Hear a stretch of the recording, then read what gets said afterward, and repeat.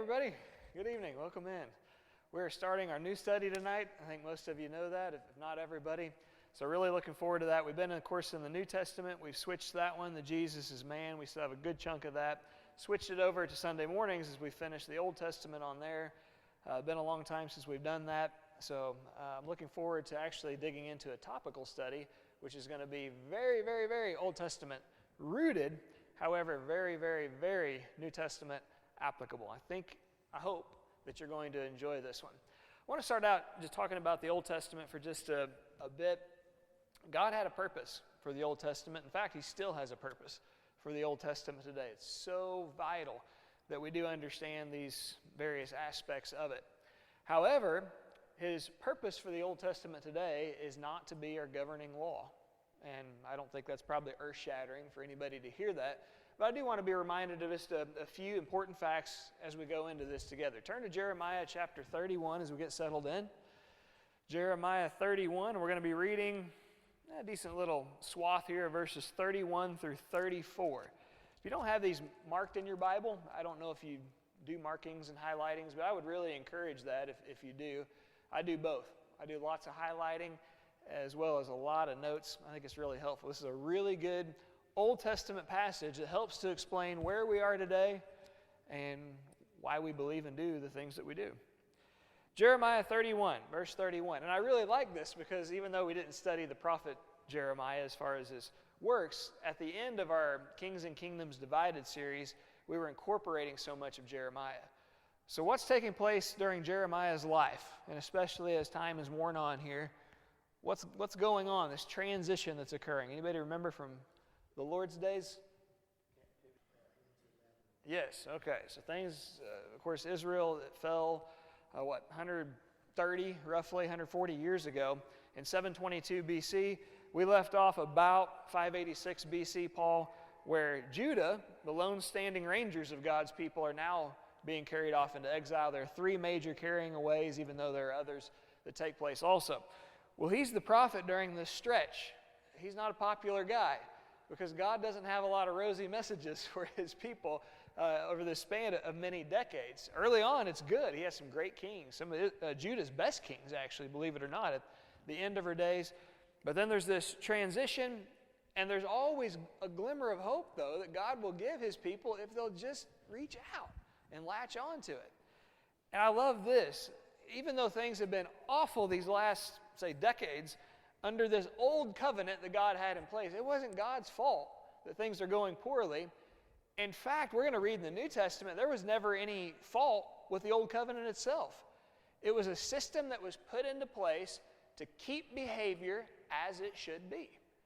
And God has us, and I don't want to portray it as a rigid list of do's and do nots. I mean, there are a lot of do's and do nots. There's a lot of heart in Old Testament law also. It just tended to get overlooked, just like we can overlook it too if we're not careful under New Testament law. But the problem wasn't with the covenant itself. God had made an agreement, hey, you guys do this and I'll do this for you. Okay, they said, absolutely, that sounds great. But then they didn't carry it out. And so everything's just a total mess. And even religiously, there's not really an optimistic view about what's going on, and for good reason. Well, here is the hope that Jeremiah gives God's people. Chapter 31, verse 31. Behold, the days are coming. We often say it as boy, it's been a rough day, hasn't it? Oh, it's been a difficult week. Well, these last few years, they've been really tough. But tomorrow is going to be a better day, we say. And that's kind of what the teaching is here. Look, it's rough for us right now. There's no beating around the bush on that.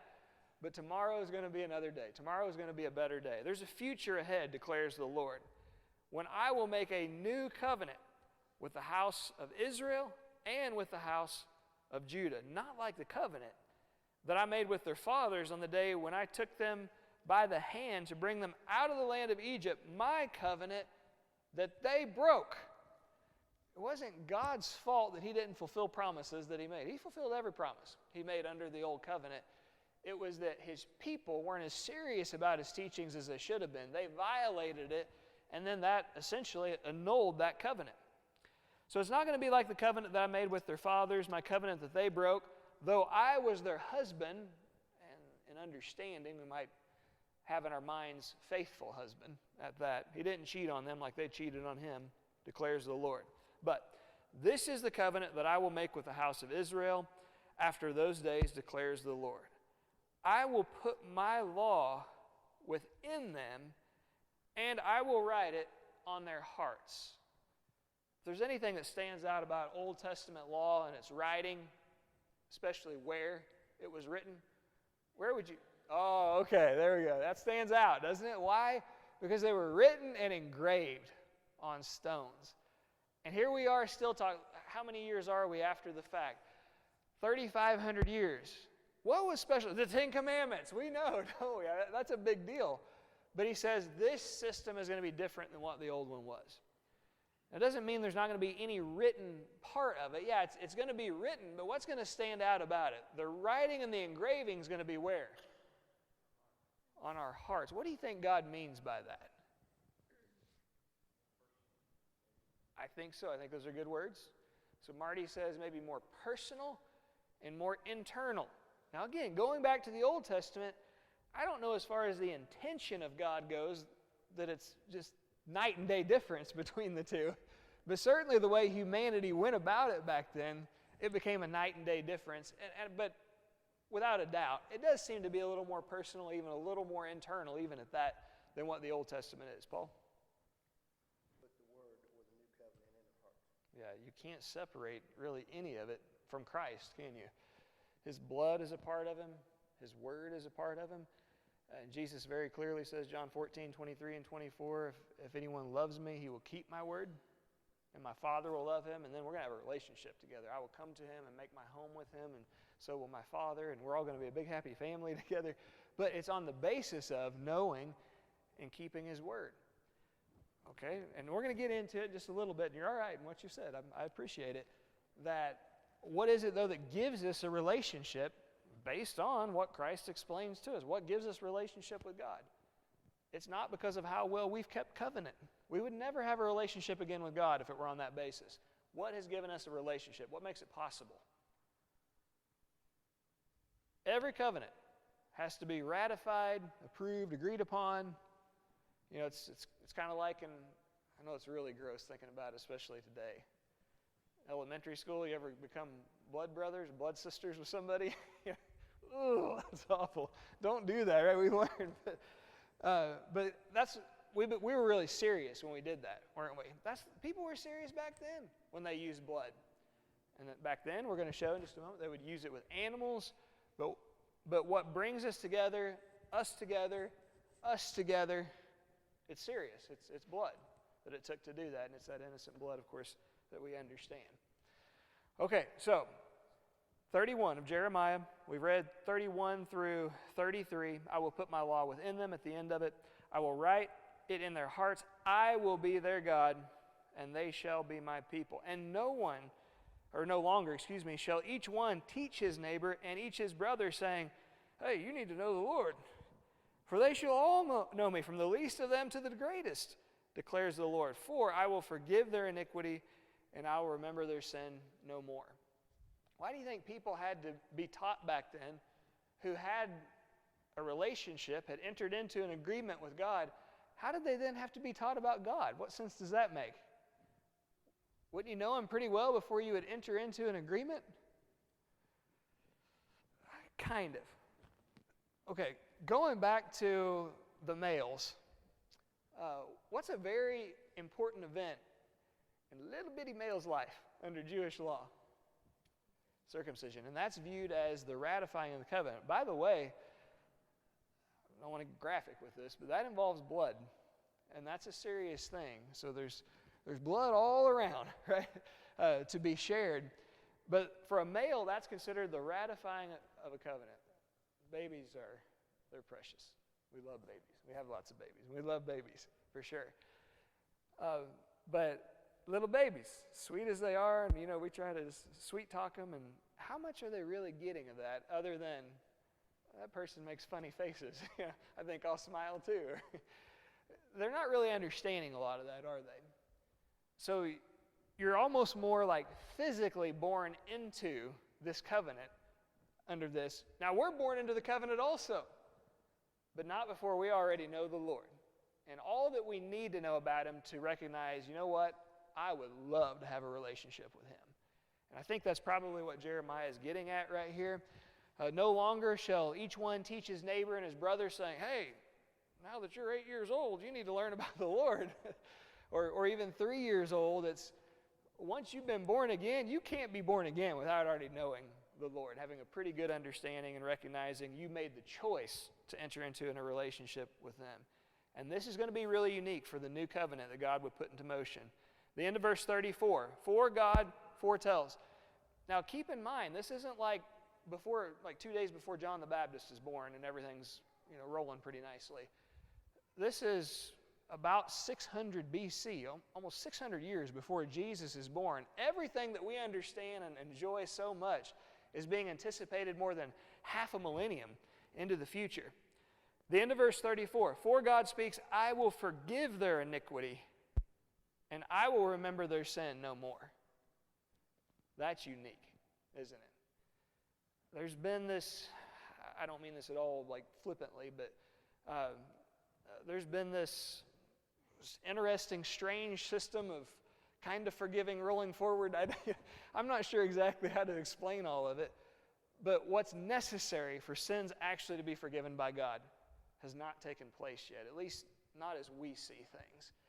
And God says, this new arrangement, all those animals that you keep killing year after year, you don't have to worry about that anymore. I'm just going to take care of this once for all, for good.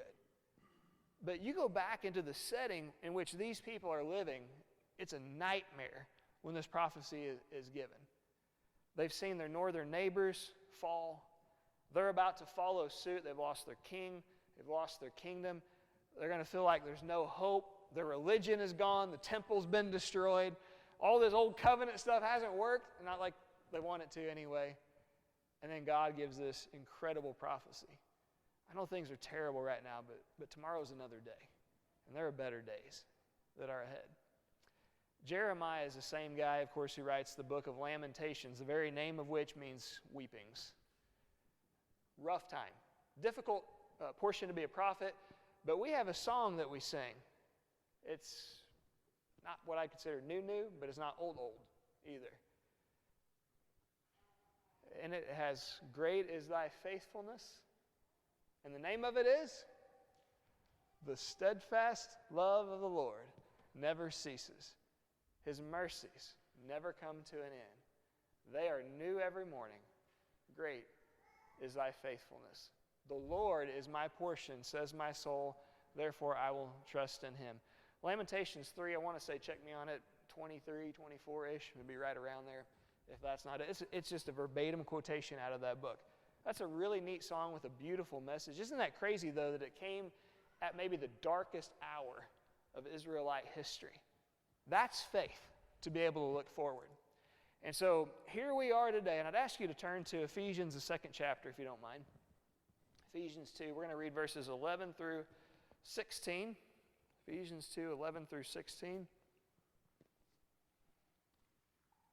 which we'll see the importance as far as how long this Old Testament runs and when a new system comes into being. Again, I don't think these are great revelations to anybody here, but they're good reminders for us, good Bible verses to have at the back of our minds, if not the forefront.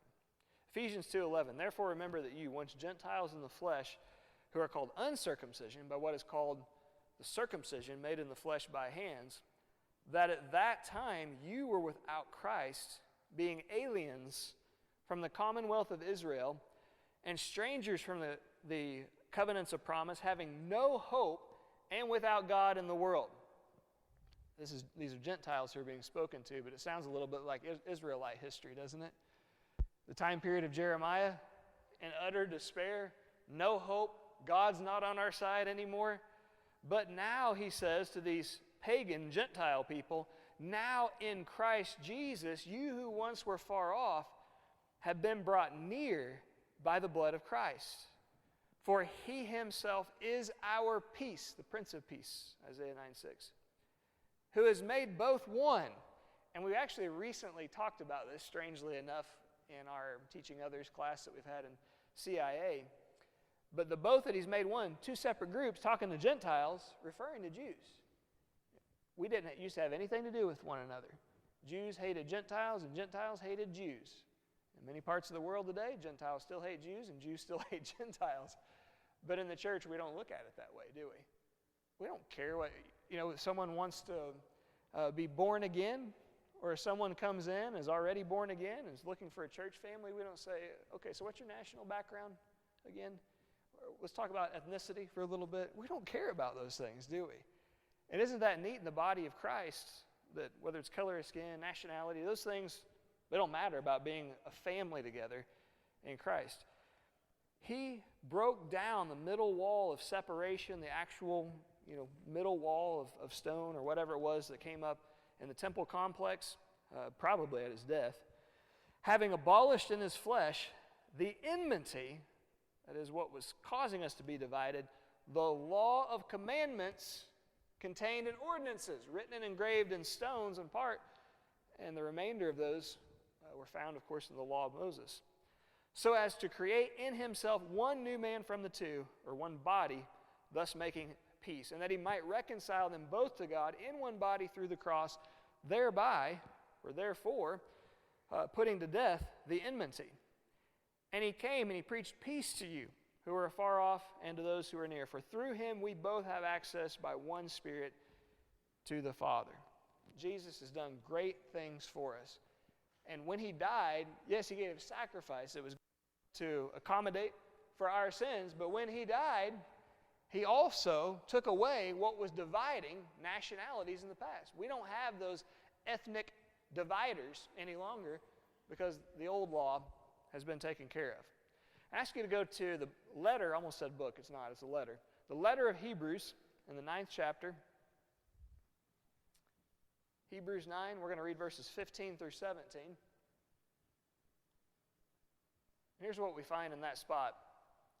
And for this reason, he, referring to Jesus, is the mediator, someone who works between two parties, the mediator of the new covenant by means of death, for the redemption of the transgressions of those who are under the first covenant. And if you read on, we're not going to go do that down through about verses 22 and 23.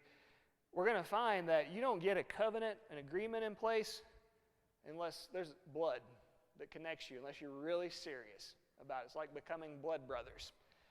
And there's blood that's involved, and it's Jesus giving his own blood. And then there's another word that's used for covenant, if you'll notice in verses 16 and 17 of this passage. For where there is a testament, you see how those two are used interchangeably with one another. For where there is a testament, there must also of necessity be the death of the testator. For a testament is in force after men are dead, otherwise it has no strength at all while the testator lives. If I'm looking ahead and I say that I want Reagan, God forbid, if something were to happen to, let's say, Vanessa and me at the same time, in some kind of terrible accident. God forbid that to take place. But if it were to occur, I'm really concerned about all the assets that we've acquired, bills included. And I want to make sure that our kids are able to inherit all of those. And they're going to get, I want them to have all $2,500 that's coming to them. I mean, that's a big deal. It goes a long way in today's society. So, but if I were to do that, I might put into place a will or a testament, a last will and testament. Of course, there are a number of varieties through which you can go. But I draw all that up, right? It's all ready to go. And the kids are like, man, I'm really wanting a Nintendo Switch 2, and they're hard to get right now. And I'm just going to go ahead and take that money now, and the $2,500, maybe even each of us can buy one. They can't do that, right? I can draw it all up, and it can be ready to go. But it has zero legal impact until the moment that I draw my last breath. As soon as it does, it's Nintendo Switch 2 all day long. There's nothing to stop that. But until then, it can't happen. So I think that helps a lot to understand that what Jesus had set up while he was here, he wasn't taking the time to write it all down. He was speaking it all, but he had every intention, and he did. He had people to write it all down then, but it had no effect until he drew his last breath. And in AD 30, some believe AD 29, very confident it wasn't AD 33, I may be wrong. Whenever it was that he drew his last breath, full force, right then and there. That's the way that it works. So if we understand, I don't think I've ever met anybody with a religious mindset who didn't recognize that the New Testament, the New Covenant, is in place. That's going to help us a lot in understanding something very important about the Old Testament as far as our governing body. You're in chapter 9 of Hebrews. You might not even have to turn. Look at the 10th chapter. Hebrews 10. 9th verse. It's Jesus speaking. Then he said, "Behold, I have come to do your will, O God." He takes away the first. Called all over through this section of Hebrews, the old or the first. He takes away the old or the first, that, or in order that, is the meaning of the terminology, he may establish the second or the new. Do you see what the writer is stating? If the New Testament is in place, that of itself tells us something about the old. Because before the new could come into being, what first had to occur with the old? Fun? Well, anybody. You go. So if the first, or if the second has come into place, what had to have taken place with the first? It had to go away, or it had to die before this one could come to life. Does that make sense? And I know these are really simple thoughts, and there's nothing, but God doesn't put together a rocket science plan, really. I mean, you can make it as complicated as you want, and you can dig as deep as you want to, but as far as what we really need to understand, it really is not difficult at all. I guarantee you,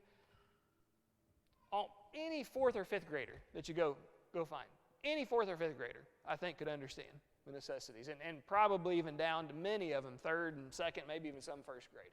Simple stuff. It's not rocket science. All right, so God still has a purpose, though, for this older section. Doesn't mean that it's worthless to us, because it's not our governing law any longer. 1 Corinthians, the 10th chapter. 1 Corinthians 10, the 11th verse. And if you go back to verse 1, it's recounting Old Testament history, especially with Moses and the Israelites. And he led them out of the land of Egypt, took them through water, they're baptized into the sea, into Moses, which is a terrific conversation. Verse 4, they drink from this mysterious rock that keeps them alive, that provides the water required for survival. Oh, they thrive because of that water pours out of that rock. Oh, there's the rock. Yeah, let's go. Where's the rock today? Oh, there it is. And it says that rock that followed them was all alone. It was Jesus, Marty. Jesus makes a promise to his people, doesn't he? Hebrews 13:6. I will never leave you, nor forsake you. When he's heading out, going back home, as he's advertised to his apostles, he tells them, Matthew 28, verse 20, we really focus on, hey, teach everyone, baptize everyone, teach them everything they need to know. That's good. But don't forget about this for the benefit of all. And lo, I am with you always, even to the end of the age. He's always been with his people. Even in the Old Testament, he was with them just as much back then as he's with us today also. So all these things happen to them, 1 Corinthians 10:11, as examples. And there's some stories that they're tough. I mean, we've dealt with, of course, poor King Zedekiah, who had his eyes either plucked out or burned out. He had them removed one way or another forcibly. After he saw his sons murdered, his little boys probably, right in front of him. Terrible. Why? And why would God have that written down? Well, first of all, he had it happen because he's trying to show everyone an example. Look, I want something better for you. Don't follow and do what this guy did. I have better thoughts concerning you. I want to give you a hope in the future, Jeremiah would say, chapter 29 and verse 13 of his work.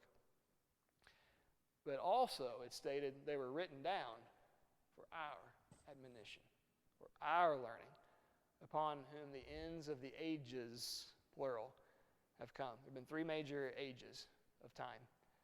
The time period that went down through Moses is about 2,500 years from creation, in which God communicated to his people through the heads of the households. We call this the patriarchal, or dad, the father system.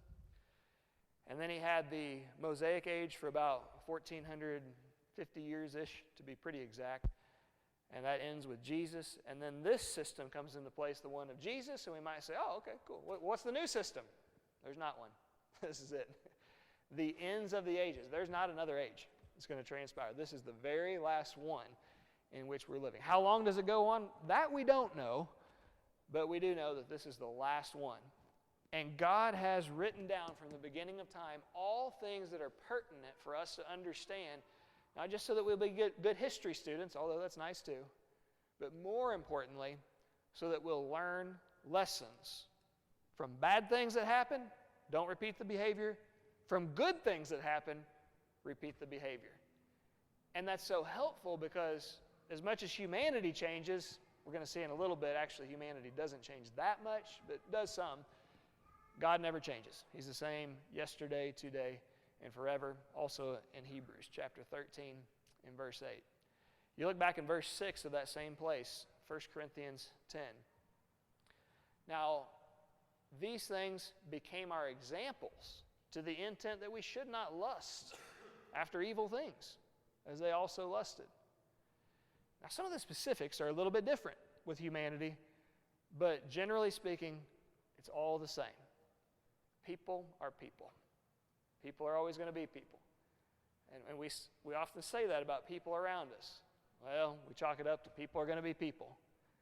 We don't say it as much about ourselves, but the reality is people are going to be people in the dumb decisions that we make too, just like we see people around us make. One more before we move on. Romans 15 in the 4th verse. For whatever things, Romans 15:4, for whatever things were written before, these are the pre-New Testament things of which we're reading in Romans.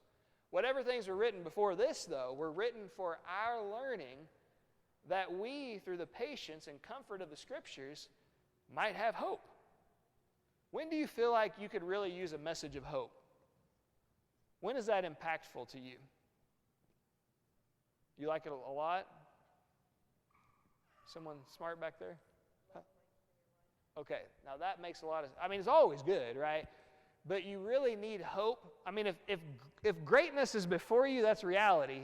And hope's kind of like faith. It has to do with what you can't see quite yet. Romans 8:24 and 25. So yeah, especially when you're down in the dumps and things are just awful. And it's not a coincidence. In Jeremiah the prophet's work, you will read a lot the word hope. Tomorrow is going to be a better day. Can you relate to that in any way? And I know we live in a tremendous country and we have a lot of blessings. That being said, we have a lot of challenges that we're facing in our country, always have and always will. Even more in our world. How about just more personally, though?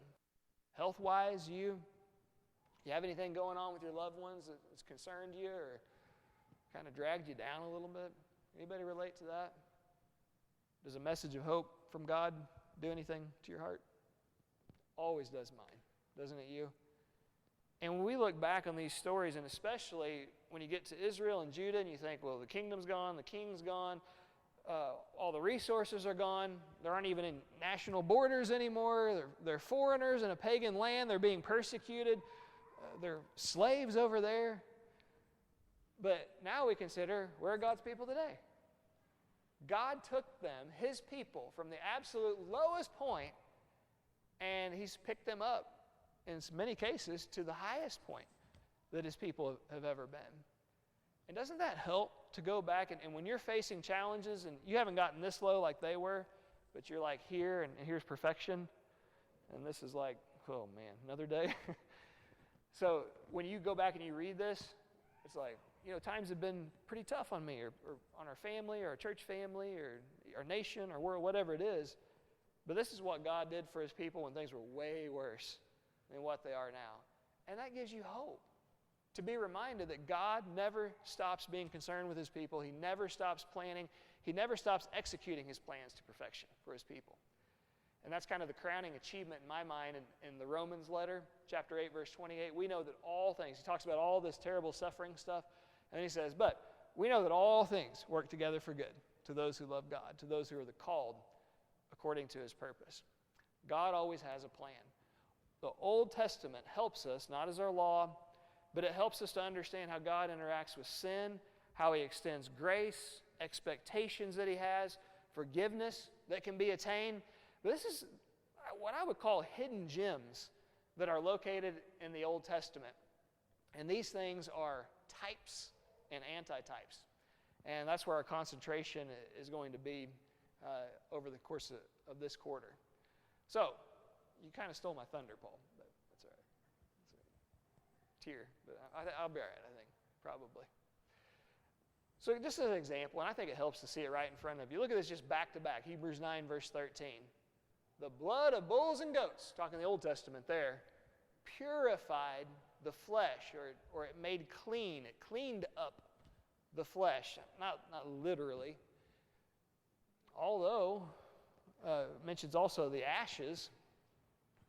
Actually, you can use parts of a cow, right? And other animals also, and it can technically help to clean up your body. I don't know if that's exactly what he has in mind right here. But the blood of goats and bulls that was used on people combined with the ashes of a heifer, you attach those to a person and you go through the washing process in the Old Testament, and you're viewed as your body is ceremonially clean now. Okay. I don't know if people really understood that back then, what that actually meant in God's mind. But they, in faith, took him that he had a plan. All right, we'll follow God's plan. We trust in that. So that's what's a type in the Old Testament. The anti-type, or the other side to that, you can place right along it, is the very next verse. Blood, not of an animal, but of a perfect human being, cleanses also today. It's not your body. It's your conscience. We might refer to that as what? Your conscience. Your spirit or your soul. Mr. Roy, we're going to have a sermon on that on Sunday. Yeah, looking forward to that. But back then, it's the blood of a perfect animal cleaned up your body. Today, it's the blood of the perfect human cleans up your insides. And that's the meaning of 1 Peter 3:21. There is something that now you. And actually, some versions will read the antitype or the like figure. Baptism. It's not the removal of the filth of the flesh. It's not being done for a ceremonial cleansing of the body, like what would happen under the old law. But instead, it's the answer, and better translated, the appeal of a good what? Conscience, or as we would understand it, spirit or soul. It's our crying out in responsive obedience to what God has told us to do, to be cleaned up on the inside, even though it involves something on the outside. That is a type and an anti-type. Turn to Hebrews chapter 9, if you don't mind. Hebrews 9, verse 24. And I want to show you how, give me just one second if you don't care. I want to show you how this is actually, these are biblical concepts, type and anti-type, even though we don't see it as often in English. Hebrews 9:24, Roy, as far as just what you're going to comment. Very good. Yeah. It's amazing how it ties in, isn't it? Crazy. God has every piece of it perfectly aligned. He had this in mind. Impossible.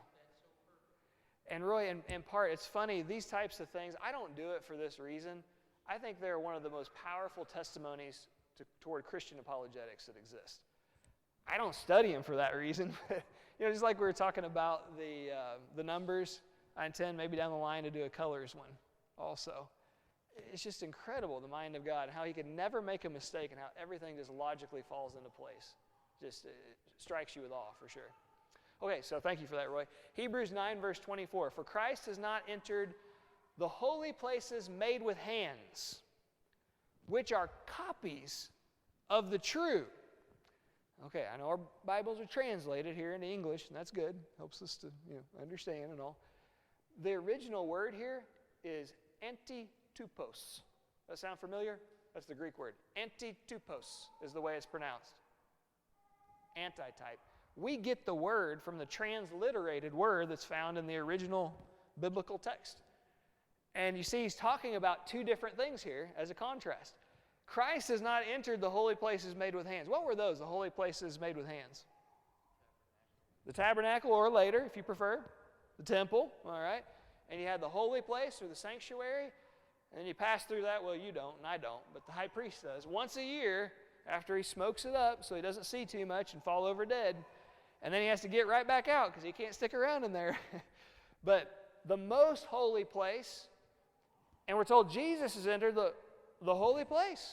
Now, we're not talking about the holy places that are made with hands, that are copies, antitypes of the true, the actual, or what was intended all along. But what are we talking about? He says, but into heaven itself to make intercession for us, which makes perfect sense. So this is the holy place. This is the most holy place on earth, tabernacle, and then temple, where God's presence abides, the most holy place. What's the most holy place you know of, though? Heaven. Guess who so happens to live there? That's what the whole purpose of all that was all along. In the tabernacle, and then later in the temple complex and the three temple structures that were built, it was just to symbolize everything that we enjoy today. I'm going to guess there were probably some people back then who are like, what is this outer court and this holy place? And why? They probably didn't fully understand it, but for those who were true to God, they said, you know what? I don't always get all this stuff, but I know my God knows everything, and I have faith in Him. This is all for a reason. So I want to do what He says about the outer court and the holy place and the most holy place, and it matters to Him, so it matters to me. And they might not have fully understood. As a matter of fact, I know without question they didn't understand. Nobody understood. We actually find out in Scripture everything that was going on back then, but now we have the opportunity to look back and to be struck with wonder of how amazing God is and His wisdom to piece all of this together. All right, Hebrews 10, and we're going to have to move on. Sorry, I probably dabbled a little too much. Hebrews 10, verse 1. Hebrews 10:1. Might not even have to turn for this one. For the law, having a shadow of the good things to come, and not the very image of the thing, can never, with these same sacrifices which they offer continually, year by year, make those who approach perfect. This is a word that you'll often find. I could give you I have it right here. It's the American Heritage Dictionary of the English Language Definition. That sounds boring, right? But you look it up and it's going to say, it's a figure, a representation, or a shadow, such as the Old Testament and the New Testament in the Bible. And so you don't always read it as a type, but you'll often see it in the Bible as a shadow. Let me give you another example. Colossians 2, and this fits in with what you were talking about, circumcision. I'm not going to read where that was, 11 and 12, about New Testament circumcision, which is the baptismal process through the resurrection of Christ. But you get into verse 3 of Colossians 2, and you who are dead in your trespasses and sins, He's made alive together with Him, having forgiven you all trespasses, having wiped out the handwriting of requirements that was against us, which was contrary to us, and He has taken it out of the way, having nailed it to the cross. Therefore, disarming principalities and powers, He made a public spectacle, triumphing over them in it. Listen to this. Therefore, since the law of commandments contained in ordinances and the certificate of debt you might have in yours that kept us apart from God, Jesus took care of that on the cross. And here's what we're told. Therefore, let no one judge you in food or in drink or regarding a festival or a new moon or Sabbaths. Where do you find all those things commanded?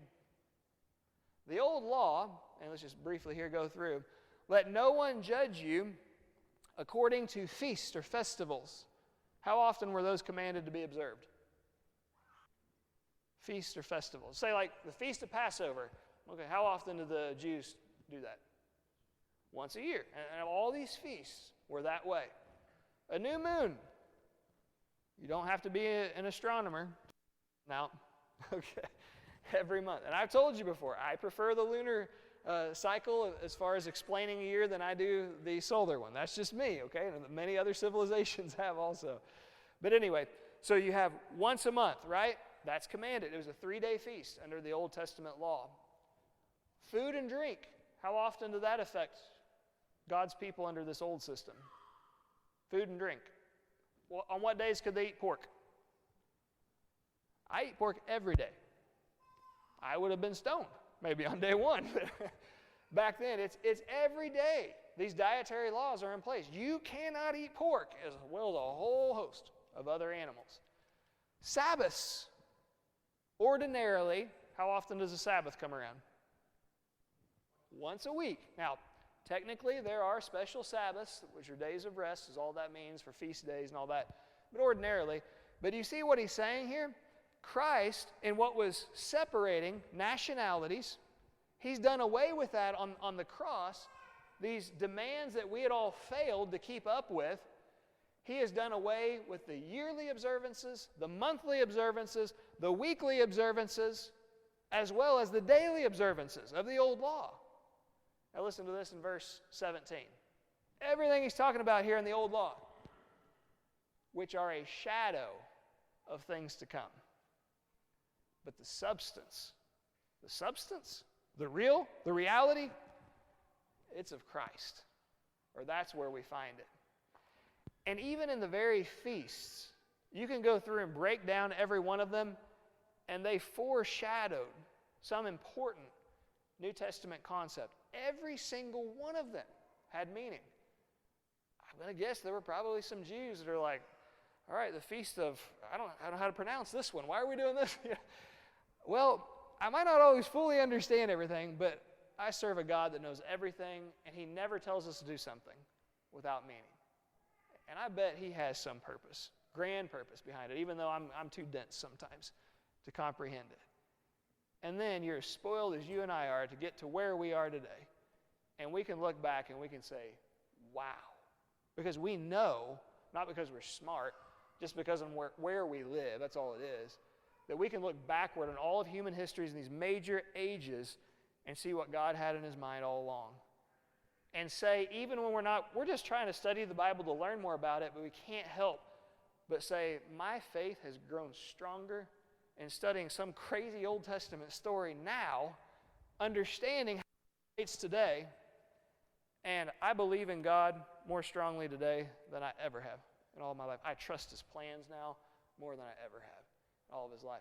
Man, I've been going through some rough stuff. Not as bad as those people, but look at where he brought them up to and the message of hope that he had for them.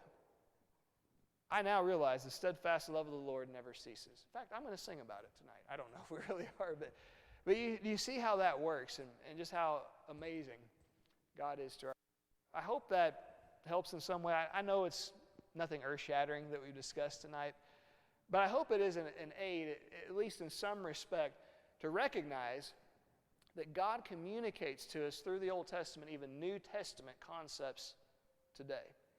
And I have a bad confession at the end of Bible class I'm going to make to you.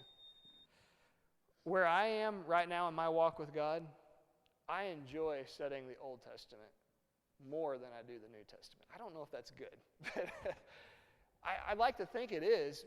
But whenever you start to get a decent understanding of the New, it's so much fun to go back to the Old. Because I feel like your faith grows the most in studying the Old Testament once you understand a little bit about the New and see what it is that God had planned for his people all along. So I know we didn't get into it tonight, and that's actually okay. But the next time that we are together, we will be discussing the first type of God's most important eternal purpose in his mind, the church.